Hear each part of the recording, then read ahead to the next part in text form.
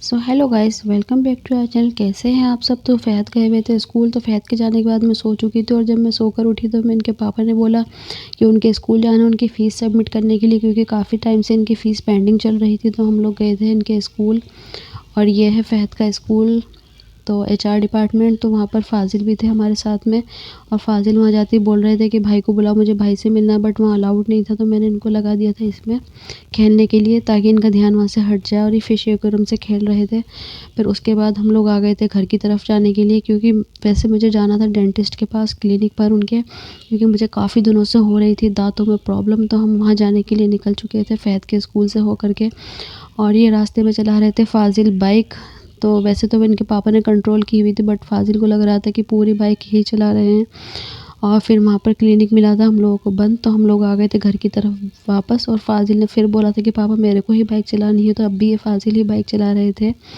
और हो चुका था दोपहर का टाइम। तो सुबह मैंने नहीं किया था नाश्ता, क्योंकि सुबह से मैं भूखे पेट थी, खाली पेट थी, तो मुझे लग रही थी काफ़ी ज़्यादा भूख, और दोपहर का शायद 1 या 1:30 बज चुका था।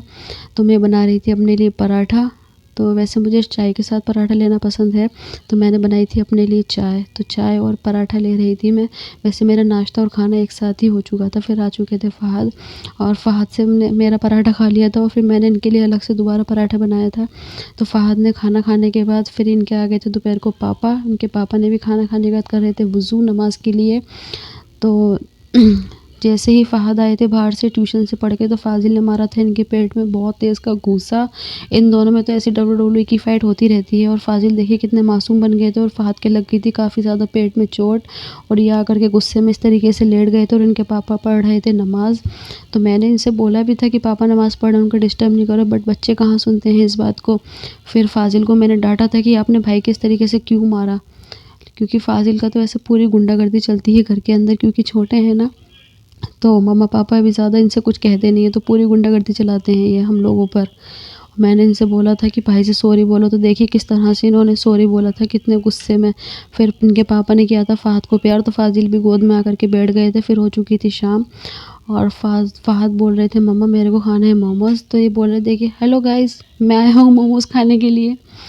उसके बाद फ़ाज़िल रो रहे थे कि मुझे लॉलीपॉप लेनी है, तो फ़हद गए थे सामने वाली दुकान पे लॉलीपॉप लेने के लिए, और रास्ते में था ट्रैफिक। फ़ाज़िल भी उनके पीछे जा रहे थे, बट आज वो बाइक से बच गए थे बहुत ज़्यादा।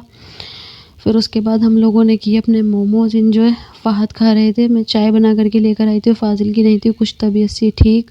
तो फिर चाय के साथ मैंने भी मोमोज़ एंजॉय किए, हम दोनों माँ बेटों ने।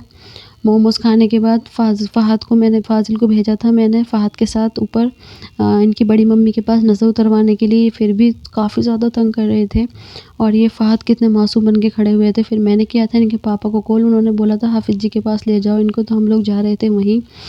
तो क्योंकि वहाँ से इनके ऊपर दुआ पड़वानी थी, हमें दुआ फूँकवानी थी, तो वो दम कर देते हैं तो बच्चे कुछ नॉर्मल हो जाते हैं। तो हम ये पहुँच गए थे मदरसा, और ये कुछ बच्चे खड़े थे बाहर, और फ़हद और फ़ाज़िल गए थे मदरसा के अंदर। वहाँ पर कुछ लड़के फ़ाज़िल को देखकर हँस रहे थे, क्योंकि ये काफ़ी ज़्यादा क्यूट लग रहे थे। देखिए क्यूट तो ये बहुत ज़्यादा है ही, और ये रो रहे थे, तो बोल रहे थे यार इतना क्यूट बच्चा भी रो सकता है क्या। तो मैंने फिर इनकी थोड़ी-सी मज़ाक उड़ा रही थी, मैंने कहा देखिए भैया भी आपको देखकर हँस रहे हैं। उसके बाद हम लोग आ गए थे घर, तो फ़हद दिखा रहे थे ये परफ्यूम, क्योंकि ये लेकर आए थे इनके पापा।